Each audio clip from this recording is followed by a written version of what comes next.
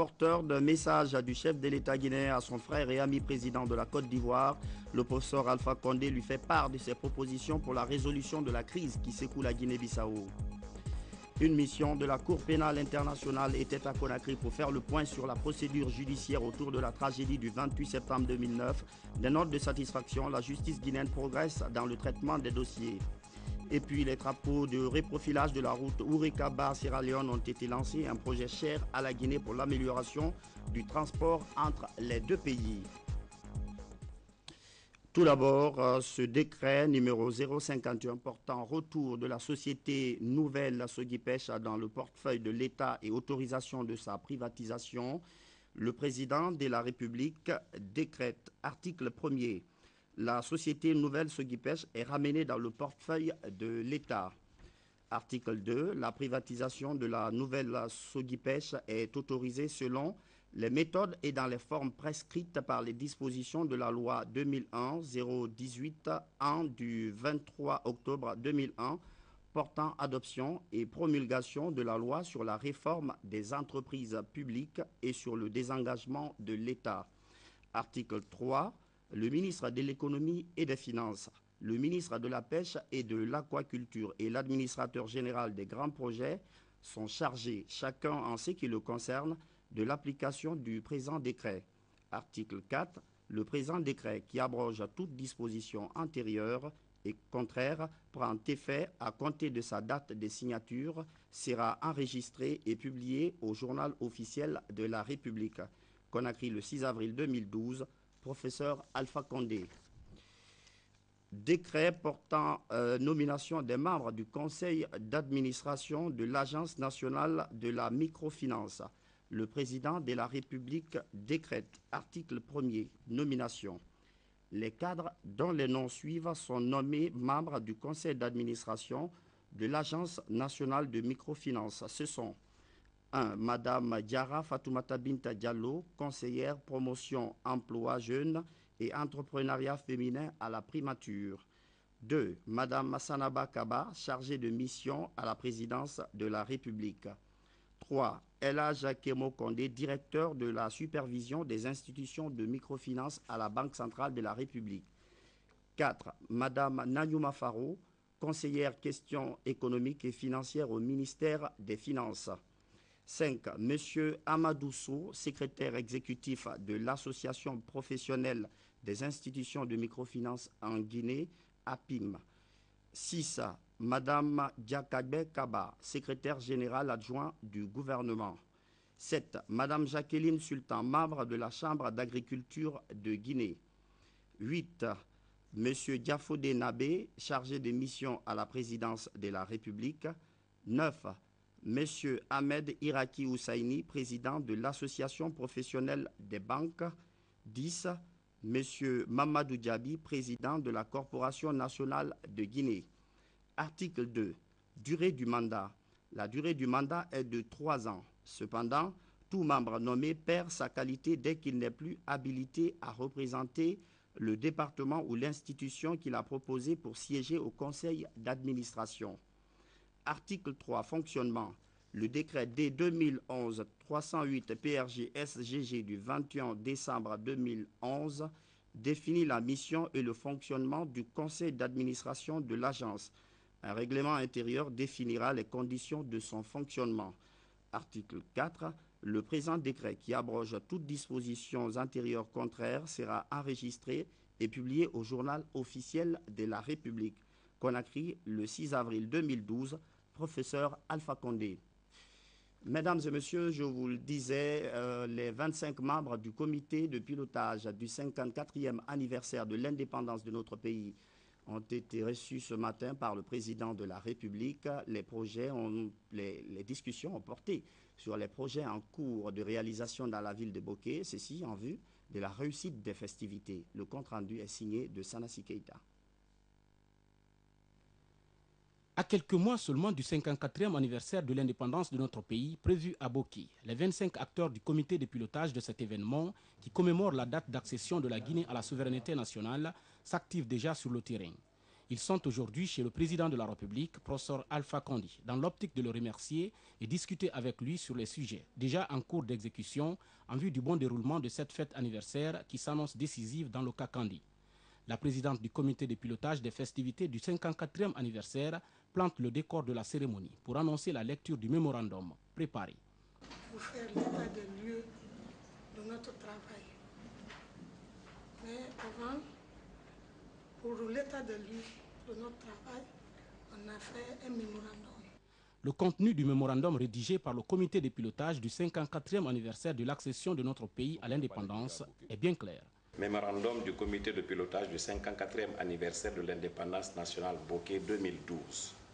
À l'attention de son Excellence, Monsieur le Président de la République, dans le cadre du démarrage effectif des activités du comité de pilotage du 54e anniversaire de l'indépendance nationale Bokeh 2012, le présent mémorandum a pour objet de remercier son Excellence, Monsieur le Président de la République, pour la confiance que vous avez bien voulu placer en ses membres, de rendre compte également des activités menées depuis son installation et de soumettre à la haute attention du chef de l'État quelques doléances et suggestions.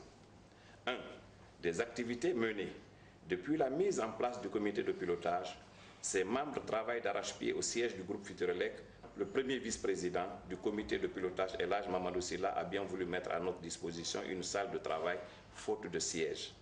Ainsi, les organes du comité de pilotage ont été mis en place, à savoir le comité de coordination du comité de pilotage de 6 membres, le secrétaire exécutif, c'est une femme, c'est la secrétaire exécutive, chargée de l'administration, les 6 commissions de travail, les sous-commissions. Toutes ces structures ont été meublées et les missions dévolues à chaque commission et sous-commission ont été définies dans les moindres détails. 2. De la responsabilité du comité de pilotage. Compte tenu du mandat officiel qui a été donné au comité de pilotage par le décret du chef de l'État, nous assumerons effectivement le pilotage de l'ensemble des projets et activités prévus à l'agenda du 54e anniversaire. Le comité de pilotage mesure sa responsabilité dans la mise en œuvre de cet agenda de Bokeh 2012 et obligation nous est faite de rendre compte périodiquement des tâches accomplies. De même, le comité de pilotage doit répondre de la qualité des ouvrages et équipements qui seront réalisés ainsi que du respect des délais contractuels et des engagements réciproques des parties contractantes. Pour ce faire, le département de l'administration du territoire et de la décentralisation qui assure la tutelle du comité de pilotage doit jouer le rôle d'interface avec les autres départements techniques afin que le comité de pilotage participe à tout le processus de gestion et de contrôle de tous les investissements à réaliser à Bokeh. Du contrôle et de la transparence de la gestion. Le comité de pilotage suggère que les ministères compétents puissent mettre en place des mécanismes de contrôle et d'audit de l'utilisation des fonds pour assurer toute la transparence requise dans leur gestion. Dans ce cadre, nous estimons que la tenue d'une réunion du comité de pilotage avec les ministères concernés par les finances, le contrôle et les investissements prévus à Bokeh pourrait permettre d'examiner toutes les questions et s'accorder sur les procédures et mécanismes de collaboration efficaces et transparentes à mettre en place. 4. Des infrastructures en cours de réalisation à Bokeh. Bien que Bokeh soit aujourd'hui en chantier, force est de reconnaître que les travaux engagés, notamment en matière de route, d'adduction d'eau et d'électricité, n'avancent pas au rythme souhaité. Des retards sont constatés et ceci risque d'impacter négativement sur le chronogramme des festivités. C'est pourquoi notre première tâche est de nous impliquer dans le suivi et le contrôle de ces travaux et de prendre des mesures idoines pour l'achèvement rapide de ces travaux avant fin septembre 2012. 5. Du budget de fonctionnement. Le budget de fonctionnement du comité de pilotage a été élaboré et validé en réunion. Le comité de pilotage souhaite que ce budget soit mis à sa disposition, même par tranche, pour permettre l'installation des différents organes mis en place. Actuellement, le comité de pilotage est confronté à beaucoup de difficultés pour démarrer ses activités et assurer le fonctionnement minimum. Le comité de pilotage renouvelle sa gratitude à son Excellence, Monsieur le Président de la République, pour sa confiance et lui assure de son soutien ainsi que de sa détermination à réussir la mission qui lui a été confiée pour faire du 54e anniversaire de l'indépendance une réussite totale à Bokeh. Le comité de pilotage. Merci, Monsieur le Président. Le président de la République, professeur Alpha Condé, n'a qu'une seule ambition, celle d'accélérer les travaux engagés sur le terrain en vue d'une bonne marche des festivités. Nous avons obtenu que nous fournisse 1 mégawatt pour largement les 650 kVA. Bon, je vais avoir le point des travaux parce que l'électricité, pour la réduction de l'eau, je vais essayer d'avoir. Et les voiries urbaines aussi, j'ai demandé à Ousmane Ba, en ce qui concerne la route de Colaboni et autres. Donc j'aurai la réponse d'ici lundi. Et je vous ferai le point avec vous. Moi, je ne suis pas sûr que vous ayez raison, parce que vous ne savez pas exactement comment les travaux se font. Vous voyez les choses, vous dites qu'il y a du retard, mais vous ne savez pas comment les travaux se font techniquement. Il y a les voiries urbaines, la réduction de l'électricité et la route de Colaboni, qui sont les grands travaux.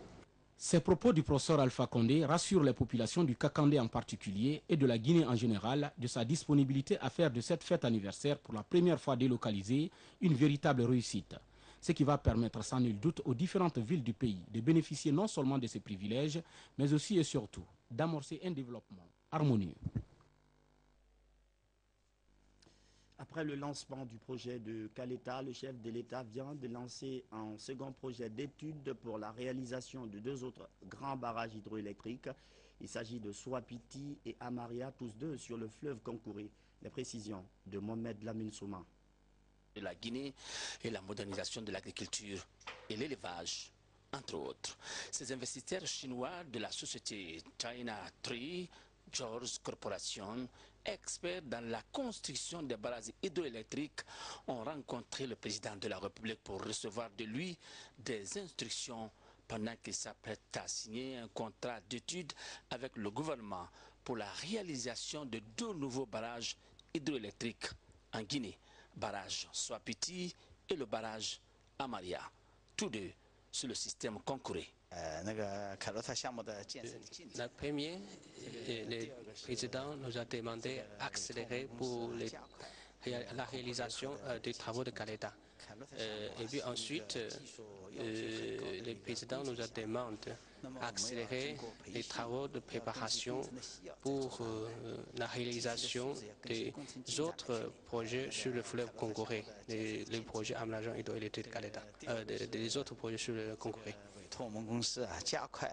Le gouvernement de la Troisième République, par le biais du ministère d'État à l'énergie et à l'environnement, veut aller vite et bien dans l'électrification de la Guinée. C'est le début d'un développement programmatique, comme ils viennent de vous le dire. Leur présence ici aujourd'hui, c'est pour non seulement présenter leur civilité à M. le Président de la République, mais également pour parler de la convention de partenariat stratégique que nous allons signer tout à l'heure. Dans ce contrat de partenariat stratégique, il est question de passer tout de suite à l'étude des autres développements qu'il y a à faire sur le fleuve Concouré, notamment les études de Souapiti, de Amaria, et voir à la suite comment est-ce qu'il faut passer à la réalisation de ces projets. Donc nous fondons un grand espoir à la collaboration que nous avons avec cette entreprise qui a une grande maîtrise dans le développement des barrages en cascade. Ils sont aujourd'hui, monsieur le directeur que vous voyez, est celui-là que nous avons rencontré en Chine il y a quelques semaines. Il est directeur général de Trigorge, c'est le plus grand barrage au monde. Le seul barrage qu'ils ont qui fait le Trigorge, sans les autres, fait 22 500 MW, 22 500 MW de puissance. Et les autres projets en amont du fleuve Yangtze, quand ça sera fini, ils auront un total de près de 74 000 MW de puissance installée. À la présidence de la République, le conseiller spécial du chef de l'État en charge des méga-projets accompagne ce autre rêve, grandeur d'âme, du professeur Alpha Condé, en veillant sur sa fiabilité. Trois Gorges est une grande société spécialisée dans les barrages en cascade. On vient de signer un contrat d'étude des 2 grands barrages ainsi que le contrat de réseau. Mais il faut savoir que c'est un embranchement des Trois Gorges qui fait le barrage de Caleta, c'est-à-dire CWE. Je pense que la Guinée a vocation non seulement à satisfaire la demande locale, à satisfaire les industries minières, mais aussi à satisfaire la demande à l'extérieur de la Guinée, dans les pays limitrophes. C'est toujours un peu un paradoxe de dire qu'un pays où il y a souvent le noir, qu'on dise que nous avons vocation à avoir de l'électricité aux autres. Mais c'est une réalité et nous allons nous battre pour que cela soit la réalité réellement. Donc c'est pour ça que nous sommes en train de faire plusieurs barrages. Il faut faire beaucoup de barrages pour que le potentiel guinéen puisse se réaliser. Je crois que c'est le moment historique pour la Guinée.